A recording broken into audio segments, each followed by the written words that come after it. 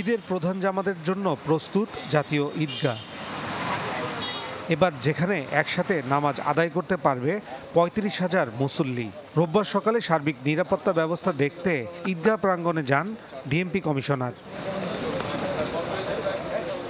পরে সংবাদ সম্মেলনে জানান, ঈদের দিন নামাজ পড়তে আসা মুসল্লিরা জায়নামাজ ছাড়া অন্য কোনো কিছুই সাথে আনতে পারবেন না।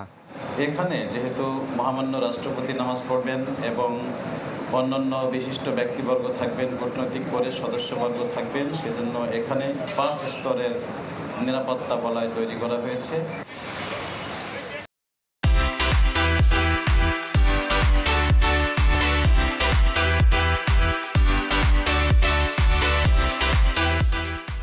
পরে জাতীয় ঈদগাহে আসেন র্যাবের নবনিযুক্ত মহাপরিচালক। বলেন, এবার ঈদে কোনো নিরাপত্তা ঝুঁকি বা জঙ্গি হামলার হুমকি আশঙ্কা নেই। বিশেষ প্রয়োজনে থাকবে 2টি হেলিকপ্টার। হামলা অথবা কোনো রকমের কোনো নাশকতার কোনো সুনির্দিষ্ট কোনো তথ্য আমাদের কাছে নেই, বাট স্টিল আমরা এই ধরনের আশঙ্কাকে উড়িয়ে দেই না। এটা মাথায় রেখেই, এটা বিবেচনায় রেখেই আমরা আমাদের নিরাপত্তা পরিকল্পনা প্রস্তুত করেছি।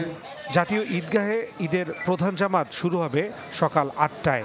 এছাড়া বায়তুল মোকাররমে সকাল 7টা থেকে শুরু হয়ে মোট 5টি জামাত অনুষ্ঠিত হবে।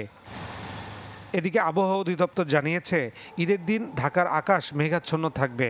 দুপুরের পর হতে পারে বৃষ্টি। সাথে রংপুর, ময়মনসিংহ, চট্টগ্রাম ও সিলেট বিভাগের কিছু এলাকায় সারাদিনই রয়েছে বৃষ্টির সম্ভাবনা।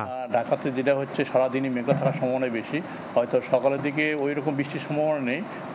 যেটা বৃষ্টির সম্ভাবনা রয়েছে হয়তো দুপুরের পরে যে তাও হালকা বৃষ্টির সম্ভাবনা রয়েছে। ফয়সাল হোসেন, চ্যানেল 24, ঢাকা।